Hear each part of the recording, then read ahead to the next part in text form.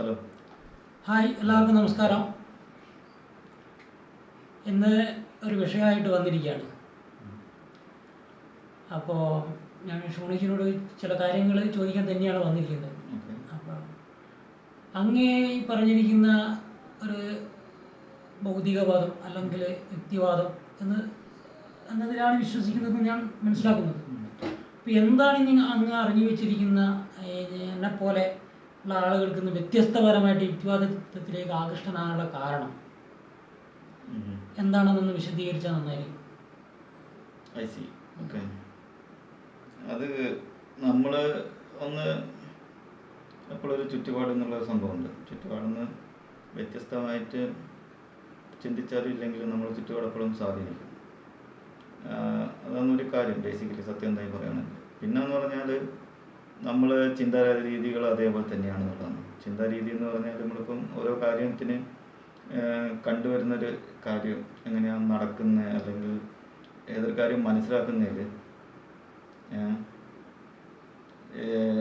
എൻ്റെ ഒരു ചിന്താ മെത്തേഡ്, അല്ലെങ്കിൽ നമ്മൾ തിങ്ക് ചെയ്യുന്ന ഒരു കാര്യം, എന്തൊരു കാര്യത്തിനെ പറ്റി ചിന്തിക്കുകയാണെങ്കിൽ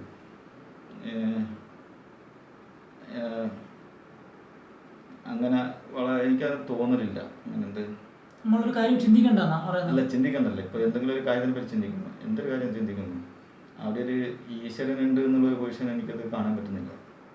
അല്ല, ഈശ്വരനെ മാറ്റിയാലും ഒരു ചിന്ത, ഈ ചിന്ത എവിടെ നിന്ന് വരുന്നു എന്നുള്ളൊരു ചോദ്യം വരുമ്പോൾ അയാളിപ്പോൾ ഞങ്ങളിപ്പോൾ ഒരു കാര്യം, ഒരു വിഷയം, അപ്പോൾ ഇതിലേക്ക് ആകൃഷ്ടനാവാനുള്ള കാര്യമാണ് ഞാൻ കാര്യമായിട്ട് ചോദിക്കുന്നത്.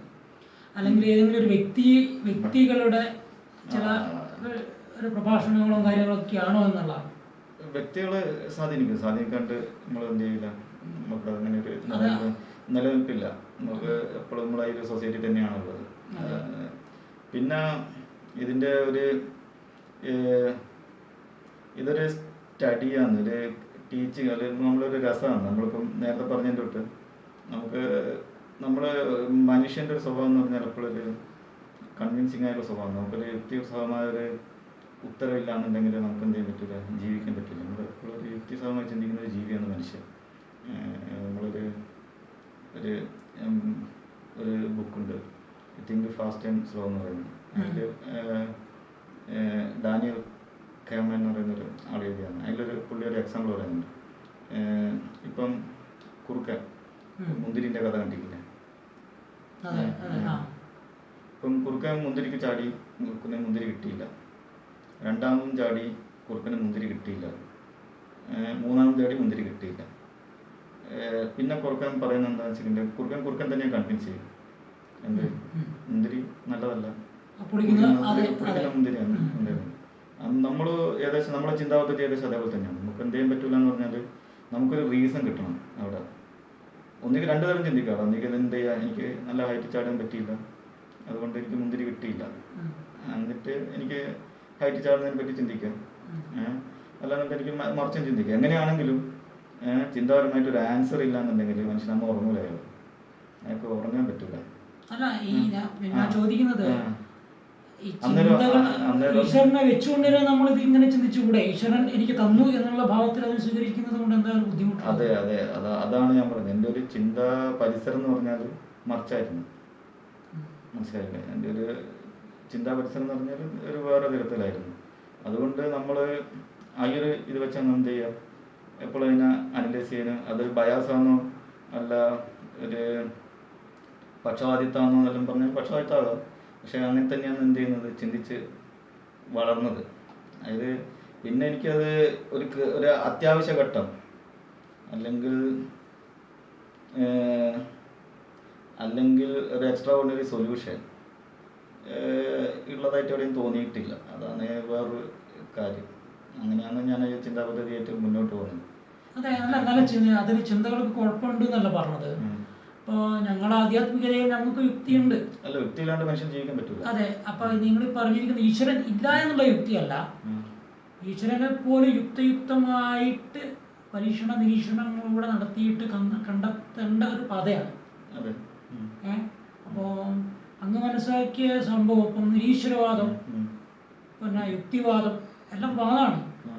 അപ്പോൾ ഈ നിരീശ്വരവാദമോ യുക്തിവാദമോ ഒക്കെ ഞാൻ മനസ്സിലാക്കിയെടുത്ത യുക്തിവാദം കുറച്ചുകൂടിയും അടിസ്ഥാനപരമായി പഠന വിഷയമാണ്.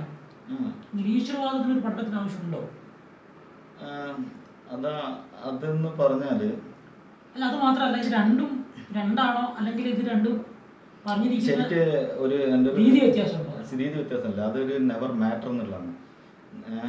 ഒരിക്കലും അതൊരു കാര്യമല്ല. അത് എന്തുകൊണ്ടാണെന്ന് വെച്ചിട്ടുണ്ടെങ്കിൽ ഈശ്വരനുണ്ടോ ഈശ്വരനില്ല, അത് പ്രത്യേകിച്ചൊരു വ്യത്യാസം ഉണ്ടാക്കുന്നില്ല എന്നുള്ളതാണ് എൻ്റെ ഒരു ഇത്.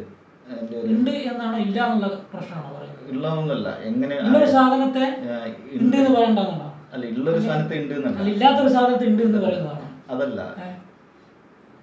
ഇതിപ്പം ഒന്നാമത് ഇപ്പൊ ഈശ്വരനെ പറ്റി പറയുകയാണെങ്കിൽ ഈശ്വരനെ പ്രാർത്ഥിക്കുക, നമ്മളൊരു പാരമ്പര്യമായിട്ട് ഒരു സാധനമുണ്ട്, കൾച്ചറൽ ഹിന്ദു. ഇപ്പം ഞാൻ ഒരു കൾച്ചറൽ ഹിന്ദു പ്രാക്ടീസ് ചെയ്ത ഒരാളാണ്.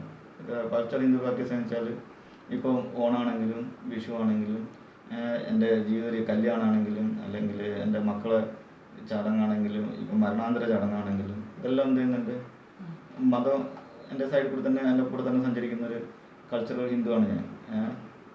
പക്ഷേ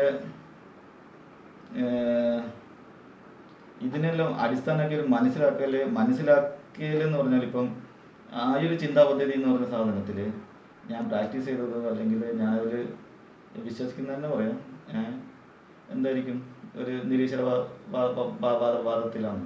അല്ല, ഞാൻ ചോദിക്കുന്നത് ഒറ്റയടിക്ക് ഇപ്പോൾ ഒരാളെ സംബന്ധിച്ചിടത്തോളം ഇപ്പം ഞാനിപ്പോൾ ഒരു സന്യാസി ആയതുകൊണ്ട് എനിക്ക് പറയാൻ പറ്റും, ഞാൻ ഇതേ ചിന്താധാരകളായിട്ട് പോയ ഒരാളായിരുന്നു ഞാൻ പറഞ്ഞു, മുന്നേ വീഡിയോകളിൽ ഞാൻ പറഞ്ഞു അത് കാരണം എന്താണെന്നുള്ളത്. വ്യക്തമായ പഠനവും ഇല്ലാത്തത് കൊണ്ട് ഞാനങ്ങ് എന്ത് ചെയ്തു, ഞാനൊരു തീരുമാനത്തിലെത്തി. സന്യാസത്തിൽ വരുന്നതിന് മുന്നേ ഈശ്വരനൊക്കെ ഒരു കെട്ടുകഥയാണ്, ഹിന്ദു മതം ഒരു അന്ധവിശ്വാസത്തിന്റെ സംഭവങ്ങളാണ്, ഇതൊക്കെ ലൈഫിൽ ഒരു ഗുണം ചെയ്യാത്ത സാധനമാണ്. അതേ ഞാൻ തന്നെയാണ് കുറച്ചു കാലങ്ങൾക്ക് ശേഷം ഈശ്വരനെ കുറിച്ച് സംസാരിക്കുന്നത്. അപ്പോൾ ഞാൻ ഈ പറഞ്ഞിരിക്കുന്ന എൻ്റെ അതേപോലത്തെ ചിന്തകളെ തന്നെയാണോ നിങ്ങൾ ഫോളോ ചെയ്യുന്നത്? അങ്ങനെ ഫോളോ ചെയ്തിട്ടാണോ നിങ്ങൾ ഒരു പഠനം ഇതിൽ നടത്തിയെന്ന് ഞാൻ ചോദിക്കുന്നത്? പഠനം നടത്തിയെന്നല്ലേ? ശാസ്ത്രശാഖയിലേക്കുള്ള ഒരു പഠനം എന്നൊക്കെ പറയുമ്പോൾ അത് ഒരു വിഷയം തന്നെയാണ്. ഇപ്പം ഞാൻ പറയുമ്പോൾ ചിലപ്പോൾ പറയും വേദം തുടങ്ങി ഇത്യാദി ശാസ്ത്രശാഖകളിലൂടെ ഒരു ഗുരുമുഖത്ത് നിന്ന് പഠിക്കുക എന്നുള്ള സമ്പ്രദായം. ഇതുപോലെ തന്നെ നിങ്ങൾക്ക് ഒരു ഫൗണ്ടർ ഉണ്ടോ, ഒരു ഗുരു ഉണ്ടോ? യുക്തിവാദം പറയുന്നത് ഗുരു വേണ്ടേ? ഗുരു എന്ന് പറഞ്ഞാൽ ആശയങ്ങൾ സ്വീകരിച്ച ഇഷ്ടം പോലെ ഗുരു സമ്പ്രദായത്തെ സ്വീകരിക്കുന്നുണ്ട്. ഗുരു സമ്പ്രദായത്തിൽ എന്ന് പറഞ്ഞാൽ നമുക്ക് ഇഷ്ടം പോലെ ആളുകൾ നമ്മൾ എന്ത് ചെയ്യുന്നുണ്ട്, പഠിക്കുന്നത് പറഞ്ഞാൽ ഇപ്പം യൂട്യൂബിലാണെങ്കിൽ രവീന്ദ്രൻ ഉണ്ട്, വിശ്വനാഥൻ ഡോക്ടർ ഉണ്ട്, അങ്ങനെ കുറേ ആളുണ്ട്. പിന്നെ അതേപോലെ ബുക്കാണെങ്കിൽ ഇഷ്ടംപോലെ ബുക്കും നമ്മൾ ഇത് ചെയ്യുന്നുണ്ട്. പിന്നെന്ന് പറഞ്ഞാൽ ഈ സ്റ്റേറ്റാണ് ശരിക്കും എന്ന് പറഞ്ഞാൽ നമ്മൾ എന്ത് ചെയ്യുന്നത്, നമ്മളെ വളർത്തുന്നത്. സ്റ്റേറ്റിന് തന്നെ റിലീജിയൻ ഇല്ല, നമ്മുടെ സ്റ്റേറ്റ് ഒരു സെക്യുലർ സ്റ്റേറ്റാണ്. ഓക്കെ, സ്റ്റേറ്റ് നമ്മൾ ശരി തെറ്റെന്ന് പറയുന്ന സംഭവം എന്ന് പറയുന്നത് നിശ്ചയിക്കുന്ന സ്റ്റേറ്റാണ്.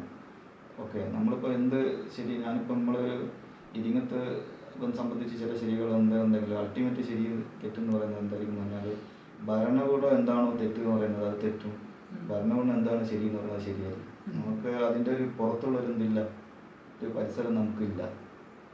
ഓക്കെ, അന്നേരം നമ്മൾ ഈ ഭരണകൂടത്തിൻ്റെ കൂടെ തന്നെ നമുക്ക് ഭരണകൂടത്തിൻ്റെ അപ്പുറമായിട്ട് പ്രത്യേകിച്ചൊന്നും ചെയ്യുന്നില്ല. ഭരണകൂടം കേൾക്കുക അല്ലെങ്കിൽ ഭരണകൂടത്തിനെ മെച്ചപ്പെടുത്തുന്ന കാര്യങ്ങൾ ചെയ്ത് ജീവിക്കുക എന്നുള്ളതാണ് ഒരു ഓപ്ഷൻ. അങ്ങനെ ഒരു വ്യവസ്ഥ വേണ്ടേ? അങ്ങനെ മാത്രമേ ജീവിക്കാൻ പറ്റുള്ളൂ. എന്താ വെച്ചാൽ അങ്ങനത്തെ മനുഷ്യന്മാർ പരിണമിച്ച് അല്ലെങ്കിൽ മനുഷ്യന്മാർ തന്നെ ഉണ്ടാക്കിയ സെറ്റപ്പ് തന്നെയാണ് അത്. അല്ല, സാധാരണ മൃഗങ്ങൾ ജീവിക്കുന്നത് പോലെ ജീവിക്കണം എന്നാണ് പറയുന്നത്. അങ്ങനെയല്ലത് ഞാൻ പറഞ്ഞത്. അന്നേരം ഈ തെറ്റ് ശരി എന്നെല്ലാം പറഞ്ഞത് ഈ നമ്മളെ നിശ്ചയിക്കുന്നതിൽ ഭരണകൂടങ്ങൾക്ക് ഭയങ്കര പ്രാധാന്യമുണ്ട്. ഭരണകൂടം തന്നെ സെക്യുലറാണ് നമ്മളെ. അന്നേരം നമ്മൾ ഓരോ പ്രശ്നങ്ങളെയും സമീപിക്കുന്നത് സെക്യുലറായി തന്നെയാണ്. സെക്യുലറായി എന്ന് പറഞ്ഞാൽ അതിൻ്റെ ഒരു ഈശ്വരനില്ലാണ്ട് അതിൻ്റെ ക്രയവിക്രയങ്ങളുടെ തെറ്റും ശരിയും നോക്കിയിട്ടാണ് അതിൻ്റെ എന്ത് ചെയ്യുന്നത്, നിശ്ചയിക്കുന്നത്. അങ്ങനെ ഒരു ചിന്താ പദ്ധതിയാണ് പരിശീലിച്ചു പോകുന്നത്. അല്ല, ഞാൻ ചോദിക്കുന്നത് വ്യക്തി, കുടുംബം, സമൂഹം, രാഷ്ട്രം എന്ന് പറഞ്ഞിരിക്കുന്ന ഒരു ക്രമം അത് വേണ്ട എന്നാണോ പറയുന്നത്? വേണ്ടെന്നല്ല പറഞ്ഞത്. അതിൽ തന്നെ നമ്മളിപ്പോൾ ഒരു സെക്യുലർ രാഷ്ട്രത്താണുള്ളത്. സെക്യുലറായ രാഷ്ട്രവും സെക്യുലറായ രാഷ്ട്രങ്ങളാണ് ലോകത്തെ പല രാജ്യങ്ങളും. സെക്യുലർ അല്ലാത്ത രാജ്യങ്ങളൊക്കെ സ്ഥിതി വളരെ കഷ്ടങ്ങളാണ് പലതും. ഹ്യൂമൻ റൈറ്റ്സ് അങ്ങനത്തെ ഒരു കാര്യങ്ങൾ എന്ത് ചെയ്യാൻ പറ്റില്ല, ചെയ്യാൻ പറ്റില്ല. ഇപ്പം ദുബായ് സമ്പന്ന രാഷ്ട്രമെന്ന് പറഞ്ഞാൽ നമ്മൾ അവിടെ നിന്ന് ഒരു തെറ്റായ അല്ലെങ്കിൽ ആ ഭരണകൂടത്തിന് ഇഷ്ടപ്പെടാത്തൊരു കാര്യം പറഞ്ഞാൽ ഒരു വിവേചനരഹിതമായി തന്നെ നമ്മൾ എന്ത് ചെയ്യും,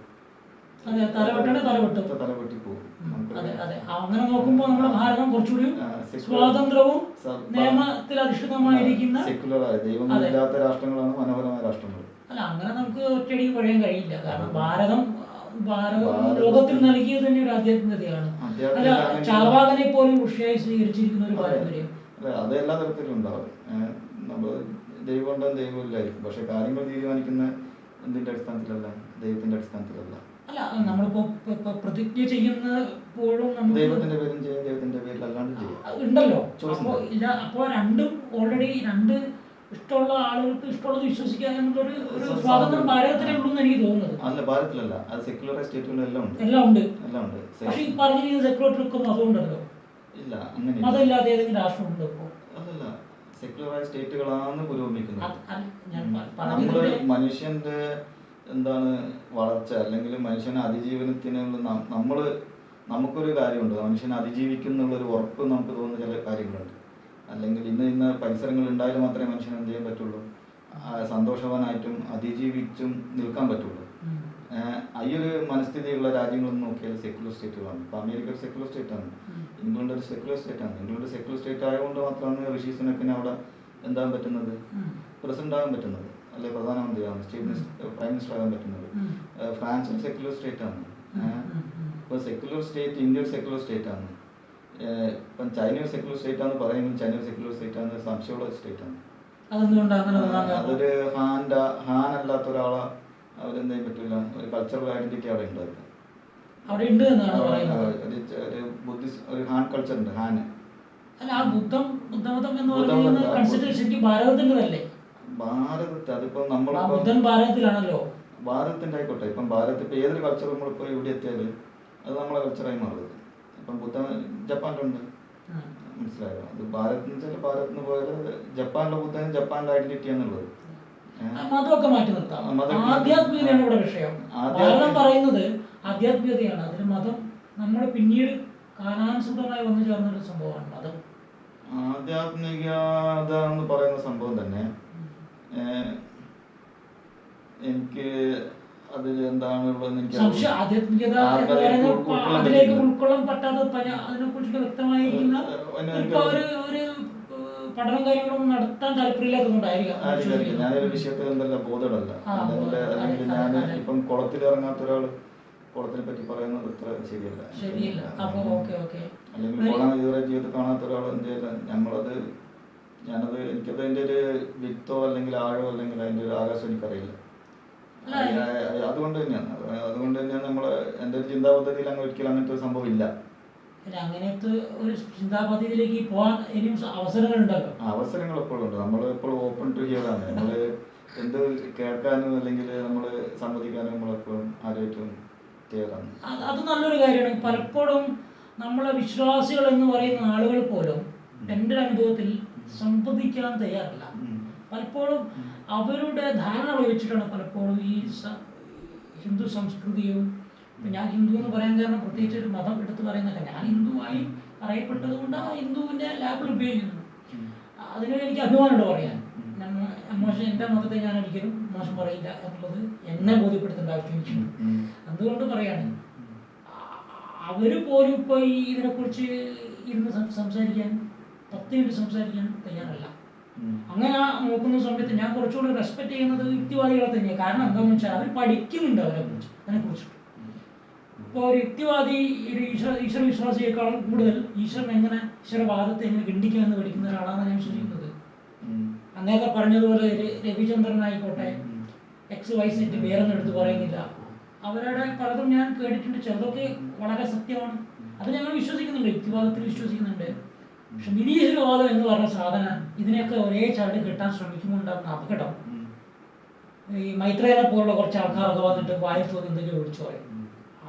മൈത്രൻ എന്ന പേരെടുത്ത് പറയാൻ കാരണം അദ്ദേഹം ആണിപ്പോൾ സോഷ്യൽ മീഡിയയിൽ അദ്ദേഹം പറയുന്നതിന് ശരിയാണെന്ന് പറഞ്ഞ് നടക്കുന്ന ഒരു വിഭാഗമുണ്ട്. അങ്ങ് അതിൽ പെടുവോ? മൈത്രേ എനിക്ക് വളരെ താല്പര്യമുള്ള ആളാണ്. ഓ. മൈത്രേ എനിക്ക് സ്പെസിഫിക്കലി ഇപ്പം അങ്ങനെ തെറ്റാന്ന് പറയുന്നൊരു സംഭവം എൻ്റെ ഞാൻ അങ്ങനെ ശ്രദ്ധിക്കപ്പെട്ടില്ല അധികം. ഞാനൊരു 2020 ഞാനൊരു 2 കൊല്ലത്തെ മൈത്രേൻ്റെ വീഡിയോ അങ്ങനെ അധികം കാണലില്ല. എന്തുകൊണ്ടാണെന്ന് വെച്ചിട്ടുണ്ടെങ്കിൽ ഏകദേശം അത് അതിന് മുമ്പിട്ട് കണ്ട കാര്യങ്ങളുടെ റിപ്പീറ്റേഷൻ ആയിട്ടാണുള്ള കണ്ടന്റ് തന്നെയാണ് പിന്നെ വരുന്നത്. ഏകദേശം ഒരു 2 കൊല്ലത്തോളം ഞാൻ തുടർച്ചയായിട്ട് മൈത്രേൻ്റെ വീഡിയോ കണ്ടിരുന്നു. പക്ഷെ എനിക്ക് അതിൽ വലിയ വിജയിച്ചൊന്നും തോന്നിയില്ല. പക്ഷെ എനിക്ക് കുറേ എൻ്റെ ജ്ഞാനവത്സരം വലുതാക്കാൻ അയാളുടെ സംഭാവനകൾ വളരെ കൂടുതലാണ്. അല്ല, എവിടെയൊക്കെയോ പോരായ്മകളുണ്ട് എന്ന് തോന്നിയിട്ടുണ്ടാവില്ലേ? പ്രത്യേകിച്ച് സാമിക്ക് എവിടെയാ തോന്നിയ? എനിക്ക് അദ്ദേഹം പറയുന്നതിന് ഞാൻ ഇപ്പൊ നമ്മളൊരു വാദം നടക്കുമ്പോൾ വാദവും പ്രതിയും മാത്രമല്ലല്ലോ, കേൾക്കുന്ന ആളുകളുണ്ട്, അതിനെ വിധിക്കുന്ന ഒരു ജഡ്ജിയുണ്ട്. ഒരു ജഡ്ജിന്റെ മുഖാമുഖം ഇരുന്നു കൊണ്ടാണെങ്കിൽ നമുക്ക് പലപ്പോഴും അതിനൊരു ആധികാരികമായ ഒരു ടെസ്റ്റും കൂടി വേണം. ഇപ്പം കോടതിയിലാണെങ്കിൽ കോടതിയിൽ അതിൻ്റെ പറഞ്ഞിരിക്കുന്ന വക്കീലും അതുപോലെ തന്നെ പ്രതികളും അതുപോലെ ജഡ്ജിയൊക്കെ ജഡ്ജിയുടെ എന്താണോ മാനദണ്ഡം അതിൽ പറഞ്ഞിരിക്കുന്ന രേഖകൾ കാട്ടിയിട്ടാണ് അത് തീർപ്പ് കൽപ്പിക്കുന്നത്. അങ്ങനെ ഒരു ഇപ്പോൾ തത്തമ്മയെ പൂച്ച എന്ന് പറയുമ്പോൾ ആർക്കും പറഞ്ഞു പോവാം. അതിനൊരു പലപ്പോഴും എനിക്ക് തോന്നിയിട്ടുണ്ട് അതൊരു സുഖമുള്ള ഏർപ്പാടല്ല അത് തോന്നിയിട്ടുണ്ട്. അല്ല, ഓക്കെ, സ്പെസിഫിക്കലായിട്ട് ഏത് ഭാഗത്തിനോടാണ് പെട്ടെന്ന് അദ്ദേഹം ഒന്നത് ഈശ്വരനെ കുറിച്ചുള്ള അദ്ദേഹത്തിന്റെ സങ്കല്പം, കുടുംബജീവിതത്തിനെ കുറിച്ചുള്ള അദ്ദേഹത്തിന്റെ സങ്കല്പം പലപ്പോഴും അദ്ദേഹത്തിന് റീച്ച് കൂട്ടാൻ വേണ്ടി ചെയ്യുന്നതാണ് പലപ്പോഴും തോന്നിയിട്ടുണ്ട്. സമൂഹത്തിൽ പല ആളുകളിൽ അതൊരു തെറ്റിദ്ധാരണകൾ ഉണ്ടാക്കിയിട്ടുണ്ട്. റീച്ച് കൂട്ടാനല്ല, അതേപോലെ ജീവിക്കുന്ന ഒരു വ്യക്തിയാണ്. അതിന് സമ്മതിക്കുന്നു. റീച്ച് കൂട്ടാനല്ലത്, അത് പറയുക മാത്രമല്ല അയാൾ ചെയ്യുന്ന ഒരു വ്യക്തിയല്ല. അല്ല, ചില കാര്യങ്ങളൊക്കെ ഓക്കെയാണ്. അദ്ദേഹം സോഷ്യലായിട്ടുള്ള അദ്ദേഹം നിത്യ ചൈതന്യന്റെ ആശ്രമത്തില് അയാള് സന്യാസിയായിരുന്നു. സന്യാസം ഉപേക്ഷിച്ചിട്ടാണ് അയാള് ഇതെല്ലാം ജീവിച്ച് വന്ന ഒരാളാണ്. അന്നേരം ദൈവത്തിന്റെ പ്രത്യേകിച്ച് തെളിവുകളൊന്നുമില്ല സ്ഥിതിക്ക് ദൈവത്തിനെ പറ്റി കൺസേൺ ആവേണ്ട ആവശ്യമില്ല. ദൈവം എന്ന് പറയുന്നത് അത് പറയാന്ന് പറഞ്ഞാൽ ഈ ദൈവ സാഹിത്യം അധികവും എന്ന് വെച്ചാല് രാജാക്കന്മാരെ വാഴ്ത്തുപാട്ടുകളാന്നുള്ളതാണ്.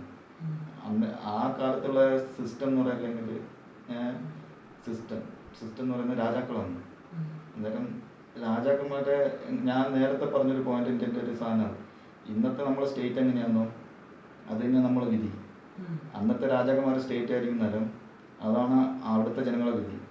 അന്നേരം രാജാവിനെ എങ്ങനെ വണങ്ങണം അല്ലെങ്കിൽ രാജാധികാരത്തിന് എങ്ങനെ വിധേയപ്പെടണം അതിലെനിക്ക് അഭിപ്രായ വ്യത്യാസമുണ്ട്. കാരണം അദ്ദേഹം രാജാവ് എന്ന സങ്കല്പമായിരുന്നില്ല, ഋഷി എന്നൊരു സങ്കല്പത്തിൽ നിന്നുകൊണ്ടാണ് അദ്ദേഹം പറഞ്ഞതെങ്കിൽ അദ്ദേഹം ആശ്രമത്തിൽ കുറച്ചു കാലം നിന്ന് തന്നെ ഒരു വാല്യൂ ഉണ്ടാവുമായിരുന്നു. അദ്ദേഹം ആശ്രമ വ്യവസ്ഥയിൽ നിന്നുകൊണ്ട് പഠിച്ചു എന്ന് പറഞ്ഞു. ഋഷി എന്നൊക്കെ പറഞ്ഞിരുന്നുണ്ടെങ്കിൽ കുറച്ചുകൂടി ഉൾക്കൊള്ളാൻ പ്രയാസമായിരുന്നു. അപ്പൊ അദ്ദേഹം ഒരു 1ാം ക്ലാസ് കുട്ടിയെ പോലെയാണ് സംസാരിക്കുന്നത്. പലപ്പോഴും ചിലപ്പോൾ 1ാം ക്ലാസ് കുട്ടി ഇത് കുറച്ചുകൂടി വിവരമായിട്ട് കാര്യങ്ങൾ സംസാരിക്കും. പക്ഷേ അതില് സ്വാമി അടുത്ത പ്രാവശ്യം വരുന്നു കുറച്ചുകൂടെ ഏതാണ് സ്വാമിന്റെ അയാളെ പോയിന്റ് ഉണ്ടല്ലോ, അയാളെ വാദം ഏതാണ് എന്നു കൃത്യമായി പറഞ്ഞു.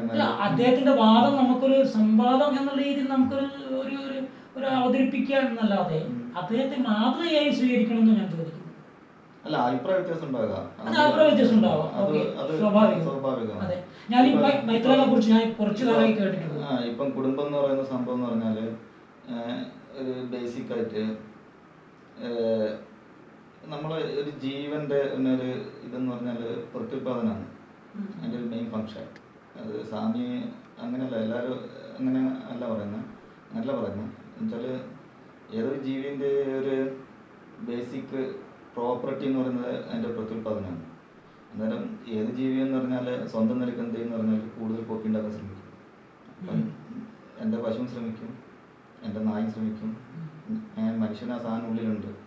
നമ്മൾ കൾച്ചർ അല്ലെങ്കിൽ പലതരം സോഷ്യൽ കോൺടാക്ട് ഭാഗം എന്തായിട്ടെന്ന് പറഞ്ഞാൽ നമ്മൾ കൺട്രോൾ ചെയ്യും. കൺട്രോൾ ചെയ്യാൻ പറ്റാത്തതല്ല, അയാൾക്ക് ഒരു കുട്ടിയുള്ളൂ. അതെ, നമ്മൾ കാണുന്നുണ്ട്.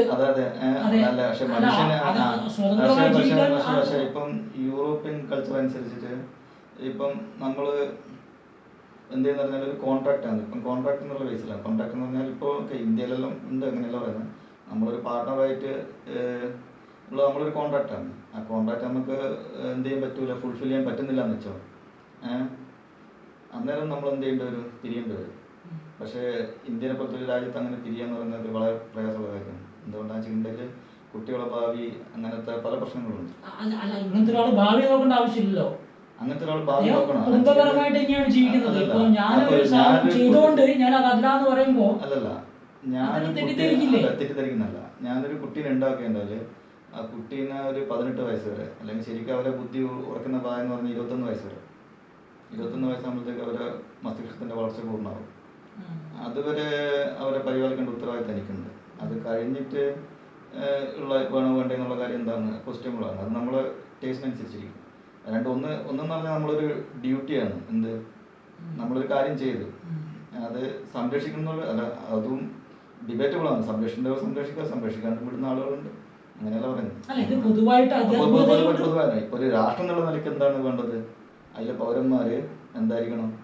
അല്ല, അദ്ദേഹത്തിന്റെ ചിന്താധാരകളെ പോയിട്ട് ഈ രാഷ്ട്രത്തിന് ഒരു മൂല്യമില്ലാത്ത ആൾക്കാരെ അദ്ദേഹത്തിന്റെ ചിന്തകളെ മറ്റുള്ളവരുടെ മുന്നിൽ അവതരിപ്പിക്കുമ്പോൾ നമ്മള് സോഷ്യലായിട്ട് ചില കാര്യങ്ങൾ മനസ്സിലാക്കേണ്ടടുത്ത് മനസ്സിലാക്കാത്തൊരു കുഴപ്പം കണ്ടിട്ടുണ്ട്. അദ്ദേഹത്തിന്റെ ലൈഫിൽ അദ്ദേഹം ഒരു പരാജയമായിരിക്കാം.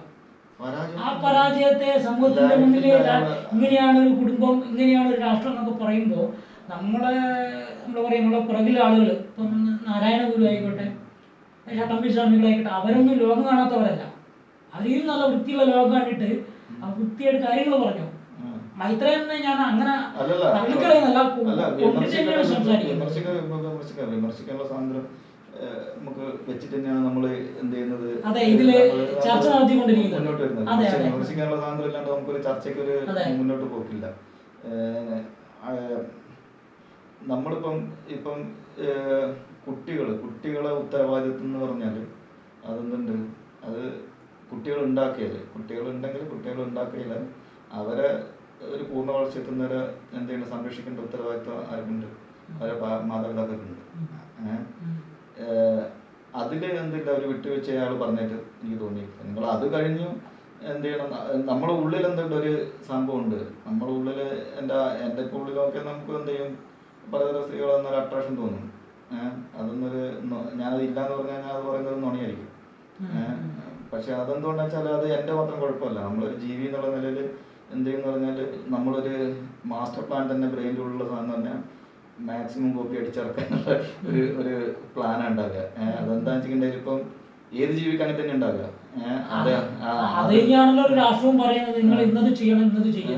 എന്താ ചെയ്തത് അന്നേരം നമ്മളൊരു സോഷ്യൽ കോൺട്രാക്ട് ഇതിൽ ഏർപ്പെടുന്ന സമയത്ത് നമ്മൾ പലതും നമ്മളെ ആനിമലായിട്ടുള്ള പല എന്തെങ്കിലും ചോദനയും കൺട്രോൾ ചെയ്തിട്ട് തന്നെയാണ് നമ്മൾ ജീവിക്കുന്നത്. ഇപ്പം അല്ലാണ്ട് ഇപ്പം നമ്മളിപ്പോൾ ഷുഗറിന്റെ കൺസംഷൻ, ഷുഗർ എന്ന് പറഞ്ഞാൽ നമുക്ക് എന്താ, ഷുഗർ കൂടിയാൽ നമുക്ക് അസുഖം വരും നമുക്കറിയാം. എന്നാലും നമ്മൾ തിന്നു പോകും. എന്നാലും നമ്മളെ ബ്രെയിൻ എന്തുകൊണ്ടാണ് ബ്രെയിൻ അത് അംഗീകരിച്ചിട്ടില്ല, എന്ത് ഷുഗർ കഴിക്കരുതെന്നുള്ള. നമ്മളിപ്പോൾ ഒരു ചോക്ലേറ്റ് കിട്ടിയാൽ നമ്മൾ എന്ത് ചെയ്യും, നമ്മൾ കഴിച്ചു. എന്നുവെച്ചാൽ രണ്ട് കോണ്ടാക്സ്റ്റ് ആണത്. ഒന്നെന്ന് പറയുന്നത് അന്നത്തെ കാലത്ത് പറഞ്ഞാൽ എനർജി കിട്ടാൻ വളരെ ബുദ്ധിമുട്ടാണ്. ഏത് നമ്മൾ അണ്ടർ ആയിരിക്കുമോ അല്ലെങ്കിൽ വേറൊരു സൊസൈറ്റിയിൽ ഇരിക്കുന്നവർ ഈ ഒരു ഗ്രീൻ എവല്യൂഷനിലും അല്ലെങ്കിൽ ഇങ്ങനെ ഷുഗറും ഭക്ഷണം ഇങ്ങനെ സുഭിക്ഷമായിരിക്കുന്ന ഒരു സമയം അല്ലാണ്ട് നമുക്കൊരു ഭക്ഷണം കിട്ടുക എന്നുള്ള കാര്യം എന്ന് പറഞ്ഞാൽ വളരെ ബുദ്ധിമുട്ടുള്ള കാര്യമാണ്. അതും 3 നേരം അല്ലെങ്കിൽ 4 നേരം ഭക്ഷണം കഴിക്കാൻ പറ്റുന്ന ആളുകൾ എന്ന് പറഞ്ഞാൽ അല്ലെങ്കിൽ തേടി പിടിച്ച് ഭക്ഷണം കഴിക്കണം. അന്നേരം ബ്രെയിൻ എന്താണ് ട്രെയിൻ, എപ്പോഴാണോ നിങ്ങൾക്ക് ഒരു നല്ല ഭക്ഷണം കിട്ടുന്നത് അപ്പാട് ക്യാപ്ചർ ചെയ്യാൻ വേണ്ടിയിട്ട് എന്ത് ചെയ്താണ്, അത് സെറ്റാണ്. അത് നമ്മളാരും പഠിപ്പിച്ചിട്ടുണ്ട് ആവശ്യമില്ല. ഒരു മുട്ടായി കിട്ടിയാൽ നമ്മൾ തിന്നു. അല്ല, പശുക്കുട്ടിയെ സംബന്ധിച്ചിടത്തോളം കേട്ടിട്ടുണ്ട് പഠിക്കണ്ട. പക്ഷെ മനുഷ്യക്കുട്ടി അതുപോലെയല്ല. പക്ഷെ മനുഷ്യക്കുട്ടിക്ക് ഇതേപോലെ പഠിപ്പിക്കാത്ത കുറെ ഇൻസ്റ്റിറ്റ്യൂട്ട് ഉണ്ട്. പഠിപ്പിക്കാത്ത ഇൻസ്റ്റിറ്റ്യൂട്ട് ഉണ്ട്. അത് സോഷ്യലായിട്ട് ചെയ്യുമ്പോഴാണ് കുഴപ്പം. അതിനെ നമ്മൾ സോഷ്യൽ കോൺട്രാക്ടിന്റെ പേരിൽ എന്ത് ചെയ്യാന്ന് കൺട്രോൾ ചെയ്ത് വെക്കാന്ന്. അതൊരു നമ്മളിപ്പം ഒരു 18 വയസ്സ് താഴെയുള്ള ആളെന്ന് പറഞ്ഞാൽ അത് കുട്ടി ചെയ്തല്ലേ ക്ഷമിച്ചേക്കുന്നത്, മനസ്സിലായോ? 18 വയസ്സിൽ കഴിഞ്ഞ ഒരാളെ ചെയ്തെന്ന് വെച്ചാൽ അയാൾക്ക് സാമൂഹികമായുള്ള ശിക്ഷകൾ പലതരം നിയമ വഴി എന്ത് ചെയ്യുന്നുണ്ട്, ഉറപ്പുവരുത്താൻ സമൂഹം നോക്കുന്നുണ്ട്. സമൂഹം ഉത്തരവാദിത്തമുണ്ടല്ലോ. സമൂഹത്തിൽ അദ്ദേഹം പറഞ്ഞിരിക്കുന്നത് ബുദ്ധി ഉറയ്ക്കുന്ന കാലഘട്ടത്തിൽ കുട്ടികൾക്ക് നല്ലത് പറഞ്ഞു കൊടുക്കാൻ മാതാപിതാക്കൾക്ക് ബാധ്യതയുണ്ട്. അത് ഉത്തരവാദിത്തമാണ്. അങ്ങനെയുള്ള ഒരു കുട്ടി സോഷ്യലായിട്ട് ഇറങ്ങുന്ന സമയത്ത് തെറ്റായ വഴിയിലേക്ക് പോകില്ല. ആ തെറ്റെന്ന് പറയുന്നത് സാധനം എന്ന് പറയുന്നത് എപ്പോഴും സ്റ്റേറ്റിന്റെ ഇൻട്രസ്റ്റ് ആയിരിക്കും. അല്ല, സ്റ്റേറ്റിന്റെ ഇൻട്രസ്റ്റും എന്ന് പറഞ്ഞിരിക്കുന്നത് എല്ലാത്തിനുള്ളിൽ നമുക്കിപ്പം എല്ലാം പറഞ്ഞാലും നമുക്കൊരു ഒരു ഒരു ഒരു എന്താ പറയാ, ഒരു നിയമത്തിനനുസരിച്ച് മുന്നോട്ട് പോകാൻ പറ്റും. നമ്മൾ ജീവിക്കുന്നത് കാട്ടിലല്ല എന്നുള്ള ബോധം നമുക്ക് ഉണ്ടാകുക എന്നുള്ളതാണ് ആദ്യം വേണ്ടത്. മൈത്രേയൻ അത് ഇല്ലാതെ ഞാൻ പറയുന്നത് അദ്ദേഹത്തിന്റെ സംസാരം. അദ്ദേഹം ഈ ലൈഫിൽ അദ്ദേഹം പറയുകയാണെങ്കിൽ ലൈഫിൽ അദ്ദേഹം നടക്കുന്നത് സാധാരണ ഒരു മനുഷ്യൻ നടക്കുമ്പോഴത്തേക്ക് നടക്കുന്നത് അയാൾക്കത് അയാളുടെ സോഷ്യൽ കോൺട്രാക്ട് അയാൾ ബ്രേക്ക് ചെയ്ത് അയാൾ ചെയ്തിരിക്കും. അയാള് സോഷ്യൽ കോൺട്രാക്ട് ബ്രേക്ക് ചെയ്യാൻ പറ്റില്ല അയാൾക്ക്. അതെ, അപ്പൊ അതിനെ ഉൾക്കൊള്ളുക എന്നുള്ളതാണ്. ഉൾക്കൊള്ളുന്നുണ്ട്. അയാൾ അന്നേരം ഒന്നും പറയുന്നില്ല. അയാൾ എവിടെയാ പറയുന്നത്, സ്ത്രീ അങ്ങനെ ഒരു ബ്രേക്ക് ചെയ്യുന്ന ഒരു ഇവൻ പോയിന്റ് അയാൾ പറഞ്ഞിട്ടുണ്ട്, സ്ത്രീയും പുരുഷനും സ്വാതന്ത്ര്യം കൊടുക്കണം എന്നുള്ളൊരു ഇതിൽ മാത്രമേ ഉള്ളൂ. അതിന് ഒരു സോഷ്യൽ അതല്ല, ഇത് സ്ത്രീയും പുരുഷനും സ്വാതന്ത്ര്യത്തിന്റെ ഒരു ഇത് പറഞ്ഞുതരാൻ. സ്ത്രീയും പുരുഷനും ഇപ്പം നമ്മളിപ്പം ഇതെന്തിനാ ഈ ഗവൺമെന്റ് സ്ത്രീയും പുരുഷനും സ്ത്രീ വീട്ടിൽ വെറുതെ ഇരുന്ന പ്രശ്നം? സ്ത്രീ വീട്ടിൽ ഒരു ജോലിയും ചെയ്യുന്നില്ല, അല്ലെങ്കിൽ ഹൗസ് ഹോൾഡ് വർക്ക് മാത്രമേ ചെയ്യുന്നുള്ളൂ. സർക്കാരിനാണ് ഇൻട്രസ്റ്റ് എന്ത്, അവര് പുറത്തിറങ്ങി എന്ത് ചെയ്യണം, ജോലി ചെയ്യണം. തുല്യതയുടെ മാത്രമല്ല അത് രാഷ്ട്രത്തിന് സമ്പത്ത് ഉണ്ടായി കൊടുക്കണം എന്നുള്ള നിർബന്ധം എന്തുണ്ട്, സർക്കാരുകൾക്കുണ്ട്. അന്നേരം ഇതെല്ലാം എന്ന് പറഞ്ഞാല് നമ്മളിപ്പം മാറി വരുന്ന മനുഷ്യൻ എന്ന് പറഞ്ഞാല് നിരന്തരം മാറിക്കൊണ്ടിരിക്കുന്ന ഒരു സൊസൈറ്റിയാണ്. അന്നേരം എന്ന് പറഞ്ഞാല് ഇപ്പം ആണുങ്ങൾ മാത്രം വർക്ക് ചെയ്താൽ ഒരു രാജ്യം വർക്ക് ചെയ്യേണ്ടി വരും. അന്നേരം സ്ത്രീകളെ ജോലിക്ക് ഇറക്കേണ്ടി വരും. അന്നേരം സ്ത്രീകൾക്ക് ബസ്സിന് പൈസ ഫ്രീ ആയി കൊടുക്കും, സ്ത്രീകൾക്ക് റിസർവേഷൻ കൊടുക്കും, സ്ത്രീകൾക്ക് എങ്ങനെയെങ്കിലും സ്ത്രീകൾ എന്ത് ചെയ്യേണ്ടി വരും, എങ്ങനെയാണോ വീട്ടിൽ നിന്ന് പുറത്തെടുക്കാൻ പറ്റുക ഈ അടവെല്ലാം എന്ത് ചെയ്യും. അല്ല, ഒരാൾക്ക് കഴിവുണ്ടെങ്കിൽ സ്ത്രീ പുരുഷനൊന്നുമില്ല. അല്ല, സ്ത്രീ പുരുഷനൊന്നുമില്ല. അങ്ങനെ അടിച്ചമർത്തുന്ന കാലം ഉണ്ടായിരുന്നു. അല്ല, അടിച്ചമർത്തുന്ന കാലം ഉണ്ടാവും. പക്ഷെ ഇന്ന് ആ കാലഘട്ടം ഒരുപാട് മാറിയിട്ടുണ്ട്. കാരണം കാലാനുസൃതമായ മാറ്റം ആവശ്യമാണ്. അതിൽ നമ്മൾ ഇപ്പൊ ഉദാഹരണത്തിന് നമുക്ക് ഈശ്വര വിശ്വാസം ഉള്ള ആളുകളോ ഇല്ലാത്ത ആളുകളോ ഒന്നും അവിടെ കമ്പയർ ചെയ്യേണ്ട ആവശ്യമില്ല. എടുത്തു നോക്കുന്ന സമയത്ത് ഇപ്പൊ ഗാന്ധിജി തന്നെ നേരത്തെ സ്ത്രീകൾക്ക് ഇഷ്ടമല്ലാത്ത റിലേഷനില് സ്ത്രീകള്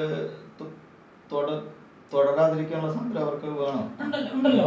വേണം. അതെ, അത്രേ ഉള്ളൂ. ഇതാണല്ലോ നമ്മൾ ആധ്യാത്മികതയിൽ കൂടുതലൊന്നും ഇത്രയും പറഞ്ഞിട്ടില്ല. അല്ലാണ്ട് പിന്നെ കഞ്ചാവ് വിൽക്കാനോ സ്വാതന്ത്ര്യം വേണമെന്നുള്ള രീതിയിലൊക്കെ ചിന്തിച്ചു പോകും ചിലപ്പോ. കഞ്ചാവിന്റെ കേസ് പറയുകയാണെങ്കിൽ, കഞ്ചാവ് ഈ ലഹരി വസ്തുക്കളുടെ കേസ് പറയുകയാണെങ്കിൽ ഇതൊരു എന്താ പറയാ, ഈ മനുഷ്യന് പൊതുവെ നമ്മളിപ്പോ ഷുഗർ തിന്നുമ്പോൾ തന്നെ ഒരു സംഭവം ഉണ്ടായി. നമ്മള് എന്താ വെച്ചിട്ടുണ്ടെങ്കിൽ നമുക്ക് സന്തോഷം തരുന്ന വസ്തുക്കൾ എന്ത് ചെയ്യുന്ന പറഞ്ഞാൽ ഉത്തരവാദിത്വ ബോധമില്ലാണ്ട് ഉപയോഗിക്കാനുള്ളൊരു ടെൻഡൻസി മനുഷ്യന് എപ്പോഴും ഉണ്ട്. എന്താ വെച്ചാൽ നമ്മളെപ്പോഴും ഒരു ഫീലിങ്ങിന് വേണ്ടി എനിമലിന്റെ നമ്മളൊരു ഇതനുസരിച്ച് നമുക്ക് എപ്പോഴും ഫീലിംഗ് എന്താണ്, ഒരു ടോക്കൺ ആവശ്യമാണെന്നാണ് പറയുന്നത്. സമൂഹത്തിൽ ആവശ്യമെന്നല്ല, വലിച്ചാൽ കുഴപ്പമൊന്നുമില്ല. വലിച്ചാൽ കുഴപ്പമെന്ന് പറഞ്ഞാൽ രാഷ്ട്രത്തിനാണ് കുഴപ്പം വരിക. അതാ ചിന്ത അദ്ദേഹത്തിന് ഇല്ലാന്ന് ഞാൻ പറയുന്നത്. അദ്ദേഹം പറയുമ്പോൾ തെറ്റാണെങ്കിലും വലിച്ചാൽ എന്താ കുഴപ്പം എന്ന് പറയുന്നിടത്താണ് കുഴപ്പം. എന്തായാലും കുറച്ചു നേരം സംവദിച്ചു, എന്തായാലും നല്ലൊരു സംവാദം. അപ്പൊ നമുക്കിത് തുടരാം. തൽക്കാലം ഇവിടെ നിർത്താം. ബാക്കി നമുക്ക് പിന്നീട് ഒരിക്കലാവും. ഓക്കെ, ശരി.